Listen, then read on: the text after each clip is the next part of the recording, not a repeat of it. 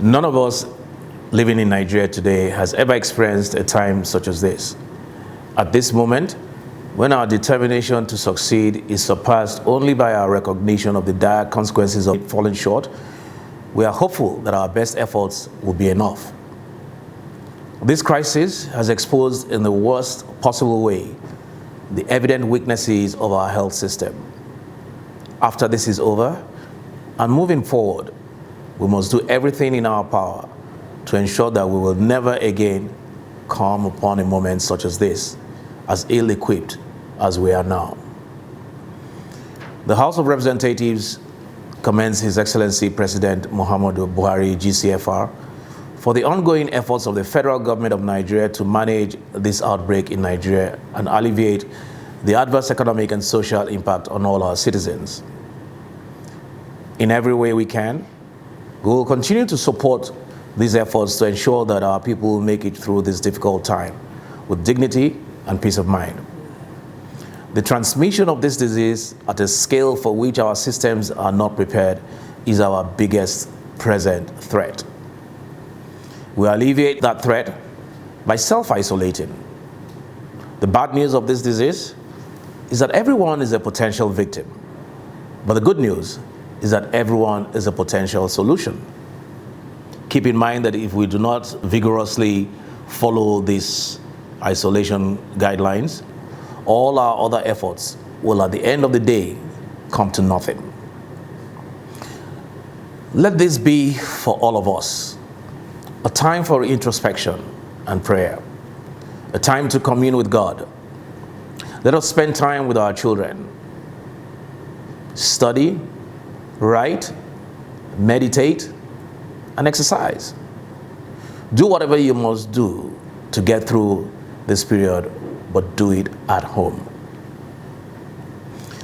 A lot of the responsibility for managing this outbreak, caring for those who become ill, and catering to at-risk populations will fall on the state governments.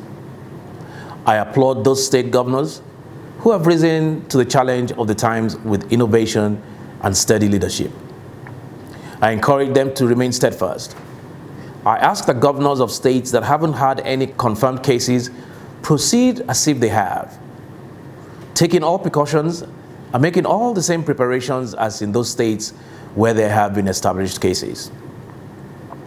When one day we rejoice in the passing of this dreadful disease from our shores, we will do so because of doctors and nurses and a myriad of other medical professionals who give their best through long hours, providing comfort and treatment to heal the sick and mend our land.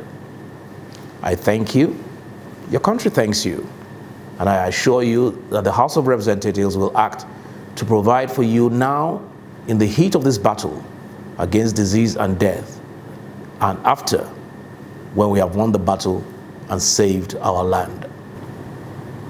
We have in the House of Representatives jointly committed to contributing 100% of our salaries for the next 2 months to the fight against COVID-19 in Nigeria.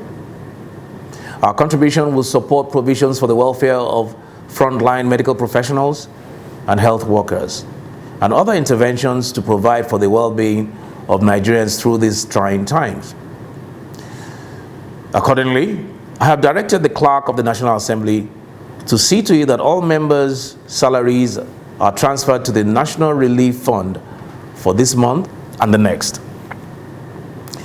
This is independent of ongoing individual efforts by members to alleviate the suffering brought on by this virus and to improve the living conditions of citizens in their various constituencies.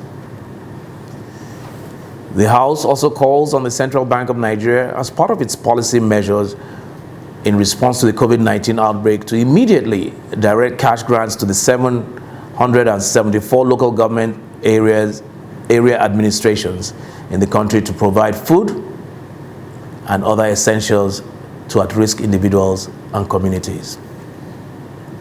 Let me at this time express the sincere appreciation of the House to all the individuals and organizations who have stepped up to support federal and state government efforts to manage the present crisis. Where some have made financial commitments to support large-scale testing, provide emergency care, fund cash and food grants to at-risk populations. Others have set up health facilities to support government efforts. We are grateful to all of these noble acts of humanity and patriotism. The House of Representatives will exercise our oversight authority to ensure faithful administration of all emergency funds and contributions so that they serve the purpose for which they were intended. We have already mandated the Committees on Health and Disaster Preparedness to diligently oversee the distribution of items donated by local and foreign donors to ensure proper management. Ladies and gentlemen, we are at war, and our mission is first to survive and then to overcome. These objectives require that we act in unison and remain laser focused on the challenge at hand. I ask all of you to continue to take care of yourselves. Follow the guidelines of the National Center for Disease Control. Do not disseminate information of uncertain provenance.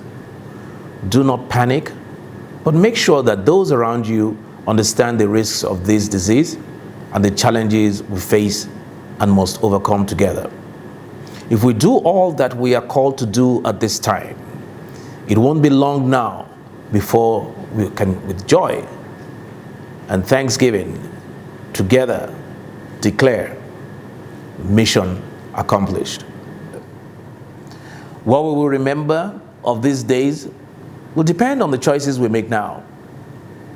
Let it be that when we think of this moment and of the roles we have each played, our memories are filled with the remembrance of heroes and the names of those who in their lives fought for life and left a vivid air signed with their honor. May God bless and keep us all, and God bless our Federal Republic.